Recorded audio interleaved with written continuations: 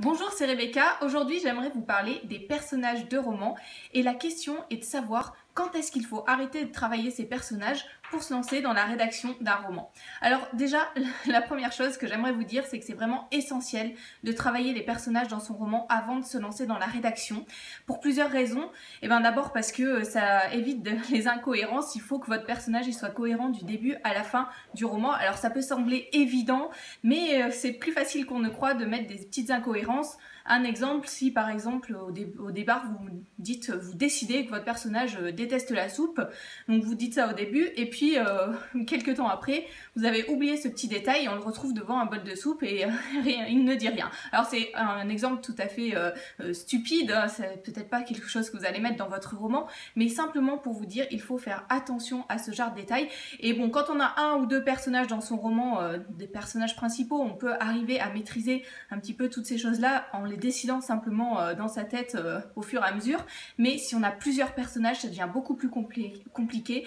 Croyez-moi, ça m'est arrivé souvent de constater, peut-être pas de faire des incohérences comme ça, mais en tout cas de me reposer la question, de me dire mince, qu'est-ce que j'avais décidé pour ce personnage par rapport à ceci ou cela. Et alors si on n'a pas fait un travail avant, si on n'a pas noté les choses, on perd du temps à aller fouiller dans son manuscrit pour savoir à quel endroit est-ce qu'on a justement décidé, écrit ce passage où le personnage déteste la soupe ou pas, on se rappelle plus vraiment. Voilà, donc la première chose, il faut travailler ces personnages pour éviter les incohérences, parce que ces incohérences, le lecteur va les relever, va les voir, puisqu'il lui, il prêtera attention à ce genre de détails.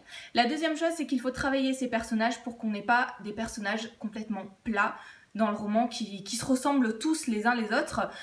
Ça aussi c'est assez facile de se tomber dans le piège parce que quand on construit ces personnages, si on ne les travaille pas de façon approfondie, on a tendance à calquer un petit peu sa personnalité sur chacun des personnages. Je sais pas, par exemple, on aura des personnages qui seront tous calmes et sympathiques. Et si on travaille en amont ces personnages, eh bien, ça sera beaucoup plus facile de se dire ah mince là, dans ma caractéristique, dans ma case caractéristique psychologique, j'ai que des personnages qui sont sympathiques, calmes et confiants dans l'avenir, par exemple. Et à ce moment-là, on va se dire non, pour mettre un petit peu de contraste, je vous parlais du contraste dans la vidéo de hier, pour mettre un petit peu de contraste dans mes personnages et donner un peu plus de dynamisme au roman, il va falloir avoir des personnages qui soient différents les uns des autres. Donc première chose, avoir des personnages cohérents, deuxième chose, avoir des personnages différents les uns des autres, et puis le fait de travailler les personnages, ça permet de construire des intrigues secondaires ou de trouver des nouvelles choses pour mettre un petit peu de piment dans son roman au fur et à mesure. Je m'en suis rendu compte encore dernièrement quand j'ai retravaillé certains des personnages du roman que je suis en train de corriger, et bien soudain il y avait des choses qui se mettaient en place, des choses qui se regroupaient entre elles et qui ont fait que j'arrivais à donner davantage de profondeur encore à mon intrigue. Donc c'est important aussi de travailler ces personnages pour ça. Alors maintenant, quand arrêter les recherches par rapport aux personnages, et bien la première chose que je voudrais vous dire, c'est jamais. En quelque sorte, tout au long du travail sur notre roman, on va peaufiner un petit peu les personnages, ajouter quelques caractéristiques à certains moments, se dire « Ah, là, j'avais oublié ça, donc le mettre ». D'ailleurs, si vous faites des fiches personnages, je vous invite à utiliser parfois un code couleur, surtout si vous travaillez sur des personnages avec un personnage qui évolue sur de nombreuses années, et bien peut-être qu'au cours de cette évolution, il va, je sais pas, changer de coupe de cheveux et ça sera peut-être un élément essentiel pour votre roman. À ce moment-là, utilisez une couleur différente pour le stipuler sur votre fiche personnage et vous dire tiens, au départ, quand il avait 10 ans, il avait telle coupe de cheveux, et puis quand il en avait 40, il a coupé ses cheveux, il a plus les cheveux longs, il a changé de couleur, enfin bon bref, voilà. C'est peut-être un élément important pour votre roman, peut-être pas du tout, et vous ne le rajouterez peut-être pas, mais en tout cas, si c'est important, mettez-le dans une autre couleur sur votre fiche personnage, ça permettra de vous y retrouver plus facilement. Donc première chose, eh bien, on travaille les personnages tout au long de la rédaction et de la correction de son roman. Deuxième chose, les personnages, on va travailler, enfin comment est-ce qu'on va faire concrètement? Je vous invite à faire un petit travail de base. Alors choisir une photo pour avoir une idée de ce à quoi ressemble votre personnage, c'est toujours plus facile de le voir concrètement. Alors ça sera peut-être pas une photo qui reflète exactement votre personnage, vous en mettrez peut-être 2-3 photos qui vous permettront de vous rappeler les caractéristiques physiques principales de votre personnage et de mieux le décrire ensuite. Et puis Faites une fiche personnage. Alors il existe de nombreux modèles de fiches personnage. Trouvez quelque chose qui vous corresponde, avec lequel vous êtes à l'aise. Testez plusieurs choses. Faites comme travail de base une fiche personnage. Ça sera déjà pas mal si vous faites ça pour chacun de vos personnages. Principalement bien sûr les personnages les plus importants, et puis même certains personnages secondaires qui apparaissent et qui ont un véritable rôle dans votre roman. C'est important de faire ce travail aussi pour chacun. Et puis bien entendu il va falloir travailler le héros un petit peu plus en profondeur, parce que c'est le personnage le plus important. Moi je me suis vraiment rendu compte et je m'en rends compte encore à chaque lecture, combien c'est important d'avoir un héros qui soit travaillé, réfléchi, et qui soit capable de susciter à la fois l'empathie et également la curiosité de son lecteur, parfois même d'ailleurs que plus la curiosité que l'empathie.